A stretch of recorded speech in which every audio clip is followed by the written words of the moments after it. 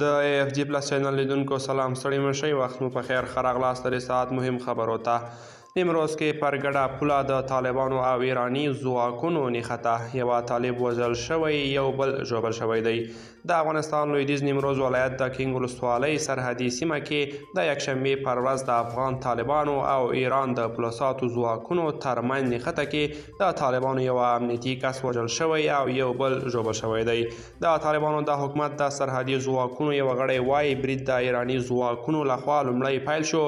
د دغه سرچینې په خبره د څویم ځل دی چې ایراني ځواکونه پر دوی دا ډول بریدونه کوي. د نیمروز ولایت د کینګ ولسوالۍ په درویشک سیمه کې د طالبانو د حکومت سرحدي ځواکونه وایي د ایراني ځواکونو بریدونو ته ځواب نه دی ورکړی او د خپلو مرکزي چارواکو پریکړې ته او امر ته په تمه دي. د طالبانو سرحدي ځواکونو مشر ابراهیم هیواد د BBC سره خبرو کې وویل ایراني لوري تل دغه ډول کړنو باندې لاس پورې کوي. دوستان دا زموږ د نن د چمتوګۍ خبر. تر بیا ښه وخت.